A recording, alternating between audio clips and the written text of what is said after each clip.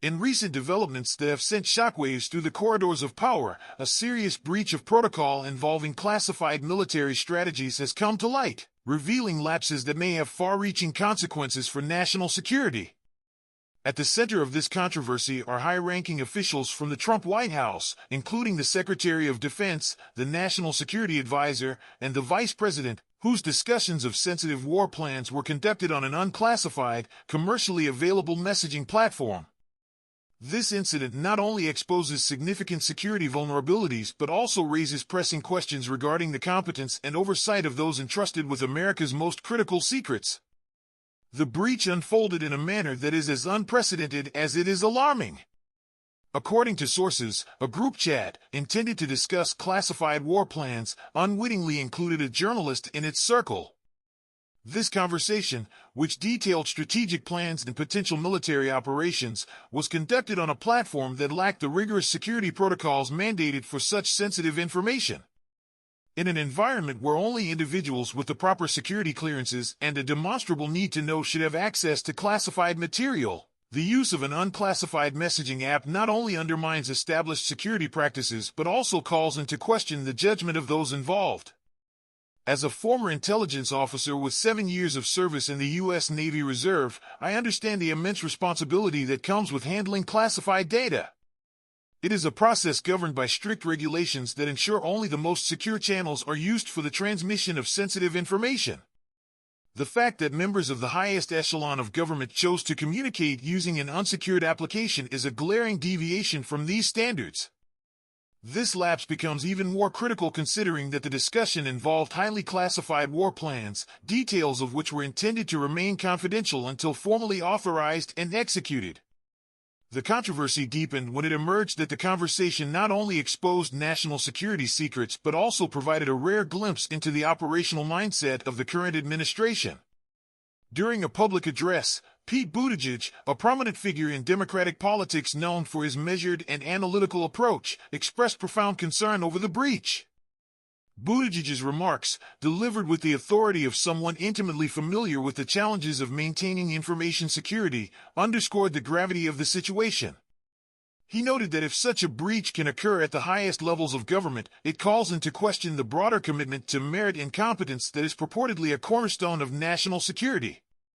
Buttigieg's critique was not merely a partisan jab, it was a sober reminder of the costs associated with intelligence failures. Citing his own experience in handling classified information, he emphasized that the protocols governing sensitive material are designed to prevent precisely this kind of lapse. When an unclassified, commercially available application becomes the medium for discussing operational war plans, plans that had not yet been authorized, the implications are dire. The breach not only endangers the safety of military personnel but also erodes the public's trust in the ability of the government to safeguard critical information. In response to mounting public and political pressure, several high-ranking officials attempted to downplay the significance of the breach. Among them was Haidt, who in a subsequent interview attempted to dismiss the controversy by labeling the journalist as a deceitful and highly discredited figure known for disseminating hoaxes. Haidt's narrative focused on the defensive measures taken against the Houthis in Yemen, asserting that the conversation in question was nothing more than an exchange of tactical information intended solely to support the military's defensive operations. He stressed that the plans, which included discussions on target sequencing and the specifics of attack packages, were part of a broader strategy to re-establish deterrence and ensure freedom of navigation, a policy that, according to him, was being successfully implemented under President Trump's directive. Yet, Haidt's attempt to shift the focus from the security breach to the operational outcomes of military actions has not gone unchallenged. Critics point out that, regardless of the tactical merits of any military operation, the manner in which classified information was handled represents a fundamental breach of security protocols. The National Security Council, as well as other officials within the administration, have confirmed the authenticity of the conversation, underscoring that this was not an isolated incident of miscommunication but a serious lapse in judgment that has far-reaching implications. Political analysts have been particularly vocal in their criticism, drawing parallels with previous controversies that have marred the credibility of the current administration. The incident has been compared to past scandals, such as the heated debates over Hillary Clinton's handling of classified emails, a controversy that, despite intense public scrutiny, ultimately failed to result in legal action. This comparison serves to highlight an emerging pattern, a willingness among some high-ranking officials to flout established norms and compromise national security, all while accusing political opponents of similar or even lesser infractions. Moreover, the breach has intensified the already polarized political climate in the United States. The incident has become a rallying point for critics who argue that the current administration's cavalier attitude toward security is symptomatic of a broader disregard for accountability. There's growing concern that this episode is not merely an isolated incident but rather indicative of a systemic failure within the government to adhere to the strict protocols designed to protect classified information. As debates rage over the appropriate balance between transparency and national security, the incident raises uncomfortable questions about the reliability of those who hold the reins of power. The political ramifications extend even further.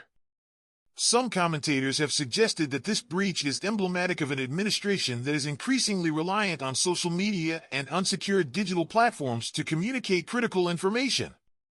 In a political environment where the narrative is often controlled by a small cadre of technology gatekeepers, the use of an unclassified messaging app to discuss war plans is both ironic and deeply troubling.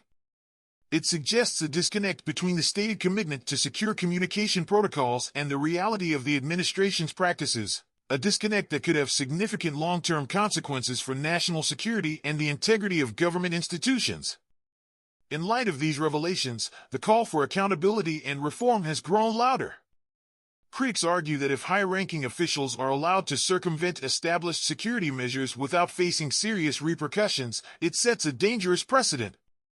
The implications of this breach are profound. Not only does it compromise the safety of military personnel and the effectiveness of strategic operations, but it also undermines the very foundations of trust upon which public confidence in government is built. The unfolding scandal is a stark reminder that national security is not a matter of political rhetoric or partisan grandstanding. It is a critical responsibility that demands the highest levels of competence, discipline, and accountability. When even the most privileged channels of communication become conduits for classified information, the consequences can be catastrophic. The American people deserve to know why such a breach occurred and what measures will be taken to ensure that similar lapses do not recur. As this investigation continues to unfold, the pressing question remains: how can an administration that proclaims to prioritize merit and competence allow such a glaring failure in handling classified information? The answers to this question are not merely academic, they carry significant implications for the safety and security of the nation. In an era where the stakes of national security have never been higher, ensuring that sensitive information is managed with the utmost care is not optional, it is an absolute necessity. This report stands as a call to action for both political leaders and the American public. The time for complacency has long passed. As the evidence of this breach becomes increasingly clear, it is imperative that those in power take immediate and decisive steps to address these vulnerabilities. The integrity of our national security depends on it, and the cost of inaction is simply too high. In conclusion, the recent breach of classified information, characterized by the inadvertent inclusion of a journalist in a conversation discussing sensitive war plans on an unclassified messaging app, serves as a stark reminder of the perils of compromised security protocols. The incident, involving some of the highest-ranking officials in the Trump White House, underscores the urgent need for reform and accountability. As this investigative report has shown, the failure to adhere to established security measures not only endangers lives but also erodes public trust in the very institutions designed to protect the nation. The American people deserve a government that values competence, accountability, and above all, the safety and security of its citizens. The time for decisive action is now.